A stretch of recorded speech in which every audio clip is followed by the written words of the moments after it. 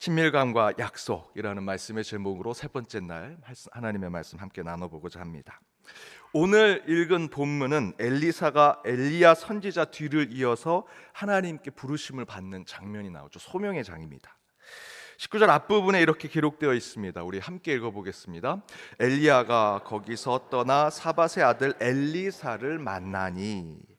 하나님의 일이 이루어질 때 하나님은 항상 사람을 통해 하나님의 일을 하시는 것이죠. 곧 사람과 사람이 만날 때 하나님의 역사가 이루어진다라는 것입니다. 저와 여러분은 기도 중에 아무것도 없는 허공에서 하나님을 만나서 빛이 번쩍할 때 하나님의 역사가 이루어진다 생각하지만 그렇지 않고요.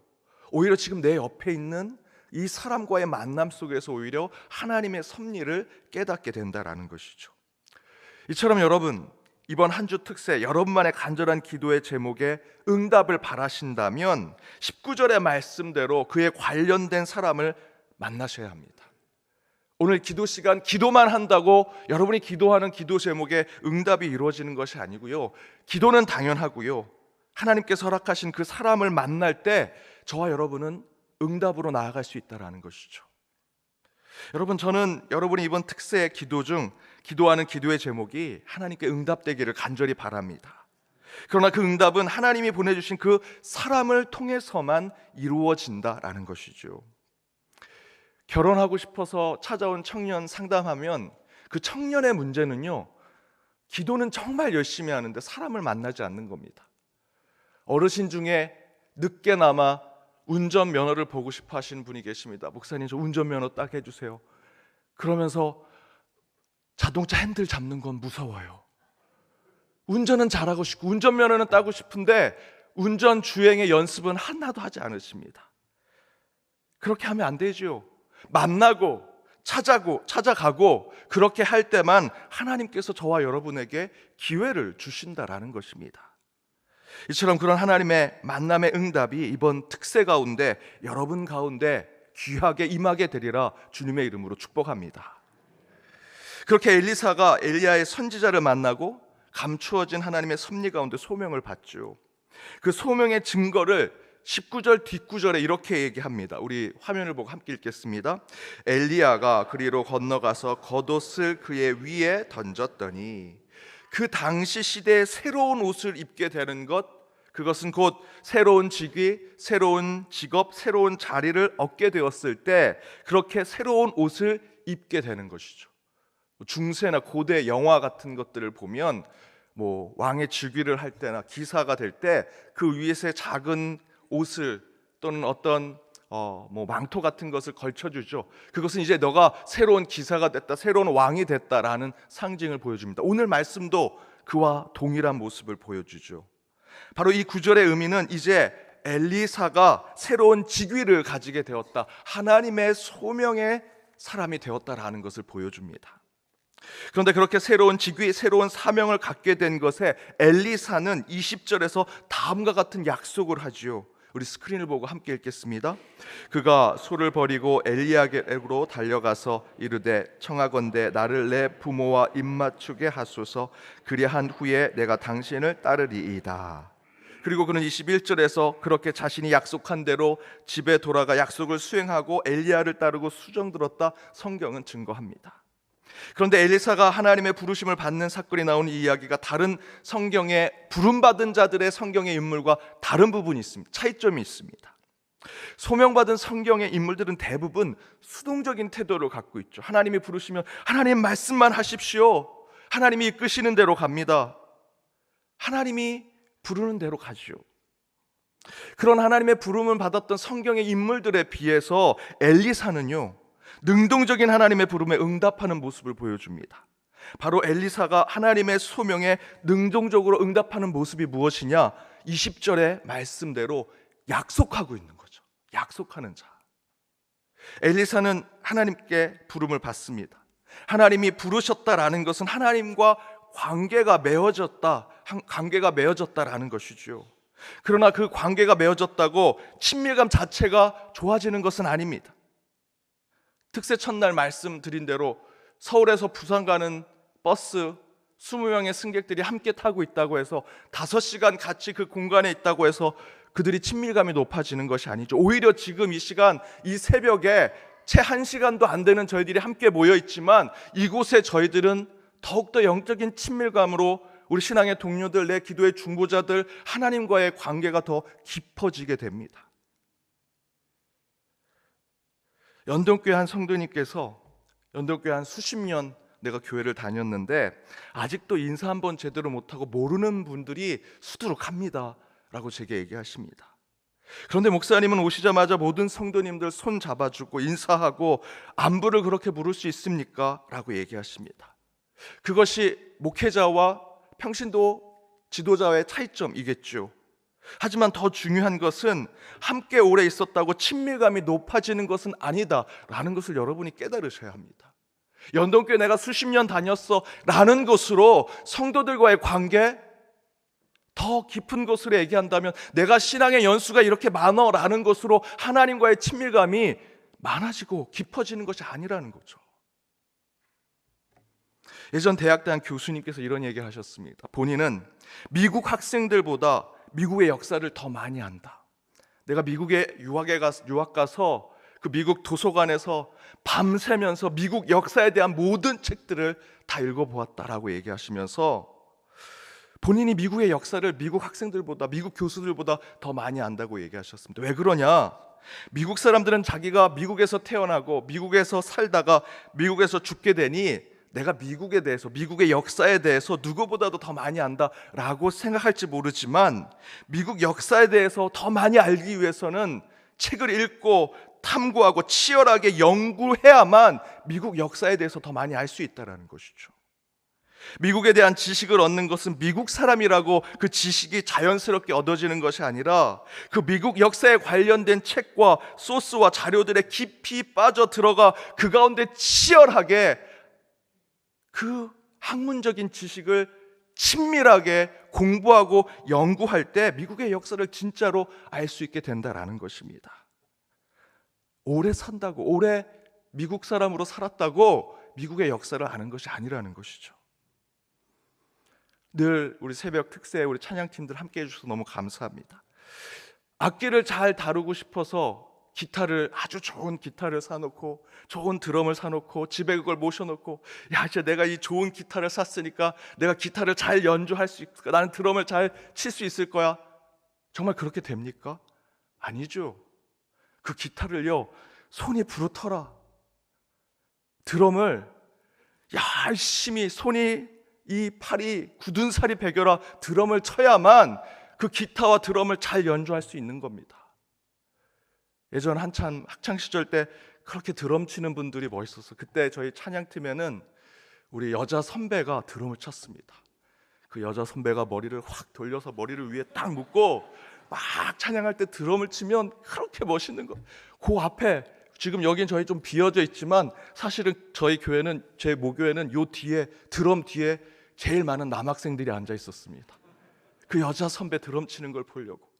그럼 저희 동기들이 함께 모여서 타이어를 놓고, 그죠? 타이어를 놓고 드럼 연습을 합니다. 그런데 그 중에 그 타이어가 정말 헐어질도록 치는 친구가 끝내는 그 저희 교회 찬양팀의 드럼 주자가 되는 것을 보았습니다. 치열하게 연습하고 그것을 열심히 그 악기를 다루려고 노력할 때 우리는 그 악기를 정말 내 것처럼 만들어서 연주할 수 있는 거죠. 이것처럼 사람이 서로 알고자 할 때 중요한 것은, 어제 말씀 여러분 기억하시죠?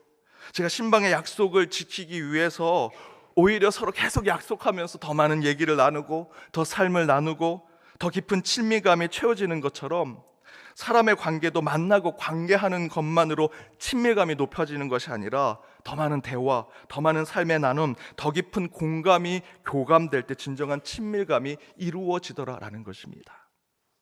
바로 그 가운데 만나고 관계하는 두 사람이 약속을 한다라는 것만큼 친밀감이 높아지는 것이 없지요.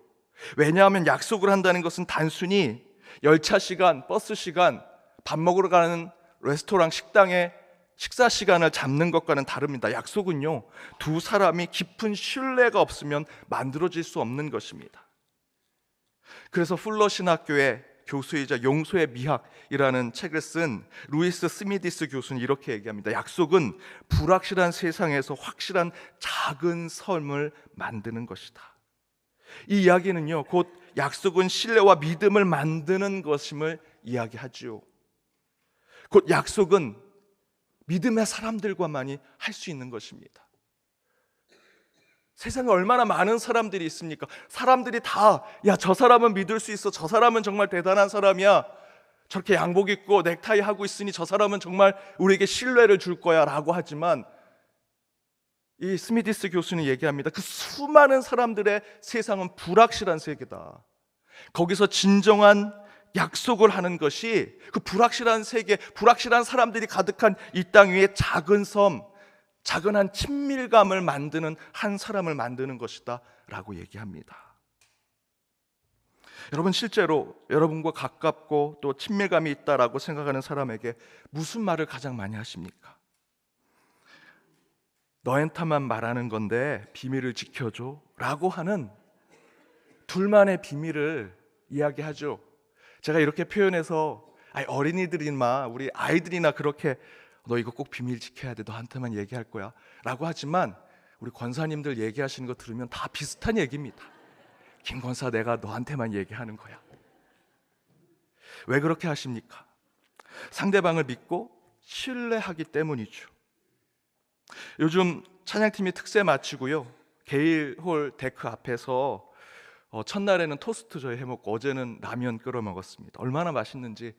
토스트를 하는데 이제 계란을 프라이를 하셨는데요, 드라마 응답하라 1994에서 전 하숙집에 그 프라이를 이렇게 쌓아놓은 것처럼 토스트 하는데 막 프라이가 이렇게 쌓여서, 야, 두세 개 먹어도 괜찮겠다라는 마음이 들 정도로. 어제는 라면을 끓여 먹었는데 역시 라면은 밖에서 먹어야 맛있습니다.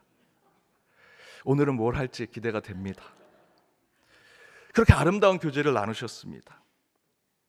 그런데 어제는 이제 직장에 가시는 우리 찬양 팀원들이 있어서 일찍 가시는 분들이 계셨습니다. 서로 헤어질 때 이렇게 얘기하시더라고요. 내일 또 보자, 내일 이렇게 해줘, 내일 이렇게 하자 라고 하면서 약속을 하면서 헤어지더라는 거죠. 이처럼 약속은 곧 신뢰를 바탕으로 서로에 대한 친밀감을 확인하는 것입니다. 믿음의 사랑하고만 약속할 수 있는 거죠. 이렇게 신뢰를 바탕으로 한 약속이 채워져 있는 관계는 매우 깊은 친밀감을 보여줍니다.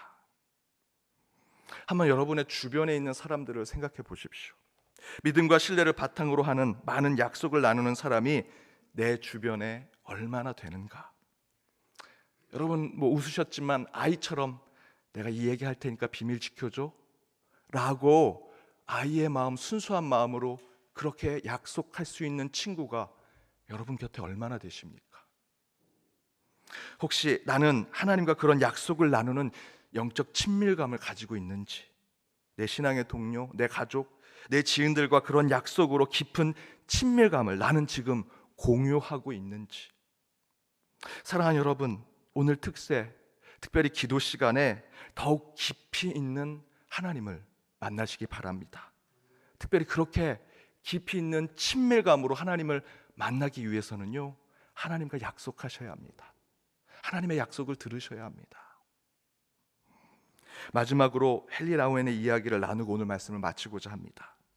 영성학자 헨리 나우엔이 서커스단과 함께 생활하면서 그들이 하는 서커스 속에서 인생과 신앙의 메타포를 발견하게 되었다라고 얘기합니다. 특별히 플라잉 로들라이라고 하는 이 서커스 보시는 것처럼 한 사람이 저 위에서 계속 고개를 부리다가 마지막에는 그 손을 잡아주는 사람한테 가서 그 서커스를 끝내는 거지요. 그런데 이 서커스를 통해서 하나님과 우리의 그 친밀한 관계에 대해서 깨닫게 되었다 얘기합니다. 헨리 나우엔이 이렇게 얘기합니다. 플라잉 로들라이 서커스를 할 때 가만히 보니 모든 사람의 시선이 공중을 날고 그곳에서 기회를 뽐내는 고개사에게 쏠려 있지만, 사실 공연의 실질적인 주인공은 그 고개사가 아니라 그 고개사가 온갖 묘기를 부린 후에 마지막에는 안전하게 그 고개사를 잡아줄 그 반대편에 있는 사람이 진짜 주인공이라는 것이죠. 왜냐하면 그 고개사는 자신의 다양한 그 묘기를 보린 후에 언제든 안전하게 그 반대편에 있는 사람이 잡아줄 것이다 라고 하는 믿음을 가지고 있기 때문에 그렇게 위험한 연기를 하고 수많은 묘기를 보여도 두려움 없이 그 서커스를 보여줄 수 있기 때문이라는 것입니다. 그런데 여기서 중요한 것은 바로 그 고개사와 그 고개사를 잡아주는 사람은 단 4분, 5분 그 청중들을 위해서 짧은 시간 그 묘기를 보여주는 건데, 그 묘기를 보여주기 위해서 그 고개사와 마지막 고개사를 잡아주는 두 사람은 그 4, 5분밖에 되지 않은 공연을 위해서 수백 시간, 수천 시간, 수만 번의 반복된 훈련을 통해서 그 4, 5분의 묘기를 보여주는 것이죠. 그런데 여러분 아시는 것처럼 이 서커스의 중요한 것은 무엇이겠습니까? 내가 여기서 이렇게 했다가 한 바퀴 돌고 너한테 가서 너의 손을 잡을게. 서로 약속에 대한 것들을 반복해서 훈련하더라는 것입니다. 그 약속과 믿음으로 서커스를 보여주는 것이 바로 이 로들라이 서커스인데, 바로 이러한 관계가 이 고개사와 마지막 고개사를 잡아주는 두 사람의 그 4, 5분의 연기를 위해서 수백 시간의 연습을 하는, 그 약속에 대한 연습을 하는 것이 하나님과 우리의 관계와 비슷하다는 것이죠. 우리도 이 땅에서 마음껏 온갖 생의 기쁨을, 그 자유를 누리며 살아가고 있지 않습니까? 마지막 때 우리가 세상의 줄을 놓고 저 건너편에 천국의 줄을 잡게 해줄 하나님께서 저 반대편에서 우리를 기다리고 계신다라는 약속을 주셨기 때문에 지금 저와 여러분이 이 생애, 이 땅의 삶을 기쁨과 감사와 즐거움으로 살아가고 있는 것입니다. 우리가 세상의 모든 묘기를 보이고 마지막 때에 하나님께로 날려갈 때 하나님과의 믿음의 약속을 한 우리는 끝내 하나님께서 내가 이제 모든 인생을 마치고 저곳으로 나아가면 하나님이 손을 넓게 펴서 나를 붙잡아 주실 것이다 라는 믿음이 있기 때문에 저와 여러분이 정직해도 이 땅의 삶을 살아가고, 때로는 가난하고 힘들어도 내가 질병이 들어 고통 가운데 있을지라도 내 믿음을 지켜 살아가겠다. 왜? 하나님이 나랑 약속해 주셨기 때문에. 마지막 때에 내가 그 모든 생의 기쁨을 누리고 저곳으로 날아가면 내 손을 잡아주실 것이라 하나님이 약속해 주셨기 때문에 저와 여러분이 이렇게 그리스도인으로 살아가는 거 아니겠습니까? 이처럼 친밀감과 약속은 늘 함께 있는 것입니다. 특별히 우리는 그 친밀감을 위해 하나님과 약속하는 삶을 놓쳐서는 안 될 것입니다. 하나님의 신뢰로 약속하고 그 약속을 지키고 그 약속을 성취하는 관계를 유지할 때 우리는 분명히 하나님과의 친밀감이 더욱더 깊어지고 그 친밀감은 계속해서 유지할 수 있다는 것입니다. 사랑하는 여러분, 그런 하나님의 약속으로 더욱 깊은 친밀감을 지켜내시고, 그 하나님과의 친밀감을 지켜내시고, 더불어 우리의 가족과의 약속, 내 친구와 내 지인과의 약속, 그리고 우리 연동의 가족과의 약속을 믿음 위에 지켜내시는 저와 여러분이 되기를 바랍니다. 그리하여 그 약속된 신앙으로 하늘이 주시는 친밀감을 이뤄내 누구도 끊어낼 수 없는 영적인 관계와 만남의 삶을 이뤄내는 저와 여러분 연동의 모든 권속들 되시길 주님의 이름으로 축복합니다. 우리 함께 찬양으로 결단하길 원합니다. 그 약속으로 하나님과 맺어진 친밀감을 가지고 있다면 우리는 그 어떤 것도 두려워하지 않게 되리라 믿습니다. 여러분에게 주어진 생애의 그 기쁨과 감사를 마음껏 누리십시오. 마지막 때에 내가 너의 손을 잡아주겠다 약속하신 하나님께서 저 건너편에서 우리를 기다리고 계십니다. 두려워하지 말라. 함께 찬양하며 결단하겠습니다.